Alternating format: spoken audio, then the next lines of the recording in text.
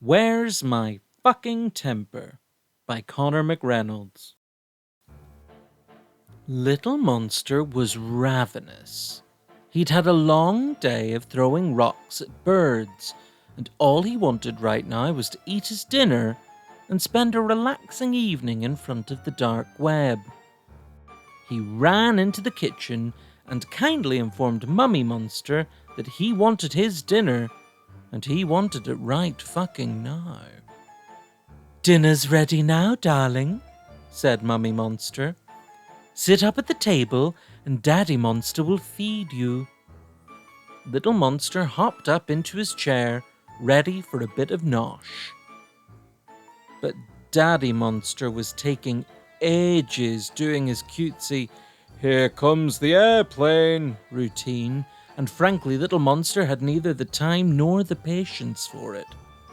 "Just give me my goddamn dinner!" screamed Little Monster. Mummy and Daddy Monster were shocked. "Little Monster," said Mummy Monster in her disappointed voice, "apologize to your father." "I just want my fucking food!" protested Little Monster. "It's mine, and I want it!" "You mustn't lose your temper, Little Monster," said Daddy Monster. Little Monster was confused. "Lose my temper?" he asked. "That's right," said Daddy Monster. "It's very important that you never lose your temper." "Of course I won't lose my temper," said Little Monster, trying to sound as calm as possible. Inside, Little Monster was bricking it. Actually, I'm not very hungry. May I be excused?" he said, while he jumped down from the table and sprinted out of the kitchen. "Shit," thought Little Monster. Lose his temper? He didn't even remember having a temper in the first place. Come to think of it, he wasn't even sure what a temper was. Mummy and Daddy Monster had spoken about it like it was something he definitely had, so it must be in his bedroom somewhere. He went to have a look. Little Monster went to his room and searched high and low. He looked under his bed, he searched in the drawers, he emptied his wardrobe, but could he find a temper anywhere? Could he fuck? "Where the hell are you, temper?" Little Monster growled. "Maybe I left it in the living room." Little Monster crept into the living room where Mummy and Daddy Monster were sat on the sofa watching some guy with big stupid hair tell everyone they weren't allowed to go outside. Little Monster started looking under the sofa. He was properly on edge now. "What are you doing, Little Monster?" asked Mummy Monster. "Nothing, all right," barked Little Monster. Excuse me, mister," said Daddy Monster warningly. "What did we say about losing your temper?" "I haven't lost it, okay?" yelled Little Monster as he ran out of the room. "It's in my room, just leave me alone." Little Monster ran to his treehouse. Maybe he'd left his temper out there. If it was so bloody important not to lose his temper, why hadn't Mummy and Daddy Monster been clearer with him when they gave it to him? This was their fault, really. He looked around. Aside from some sweet wrappers and a few copies of the Daily Mail, he couldn't see anything else. Maybe an immigrant had stolen his temper. Little Monster went back inside and called his best friend from the landline. He'd lost mobile phone privileges after Catfish Gate. "Hello?" said Frankie Stein as she picked up the phone. "Frankie!" Little Monster said urgently. "Have you seen my temper anywhere?" "Your what?" asked Frankie confusedly.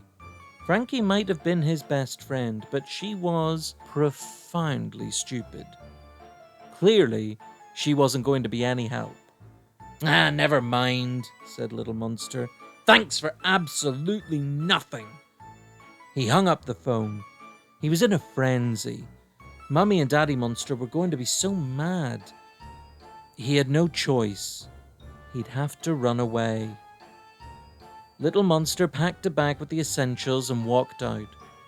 His family were the bane of his goddamned existence, but in a funny way, he supposed he was going to miss them.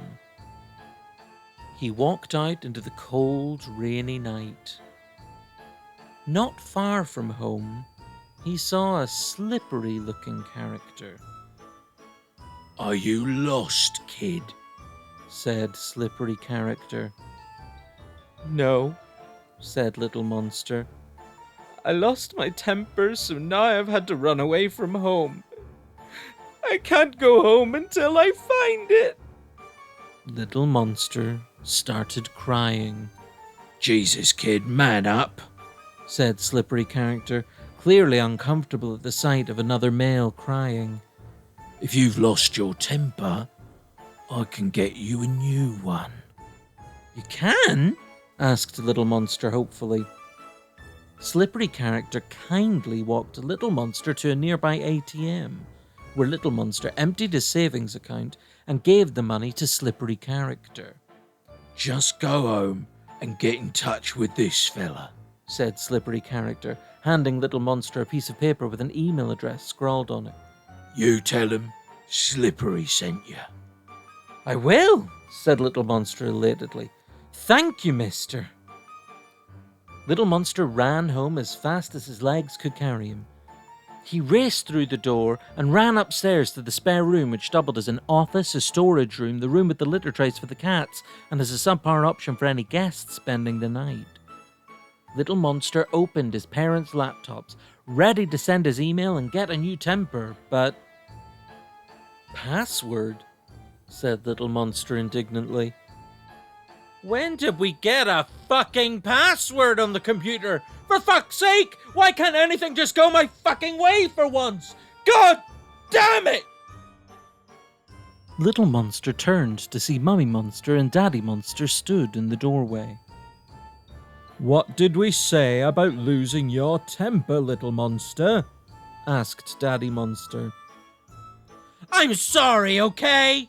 screamed Little Monster, who was now purple in the face and frothing at the mouth. "I'm sorry. I have no fucking idea where my temper is, okay?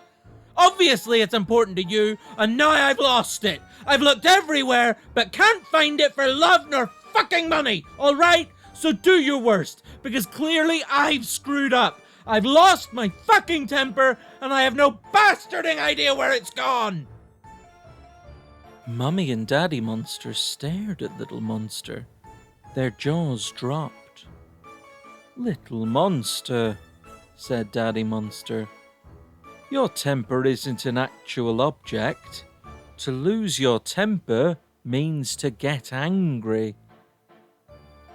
Little Monster stared. "Huh?" "We just don't want you to get angry, Little Monster," said Mummy Monster. "You've been acting like a right prick."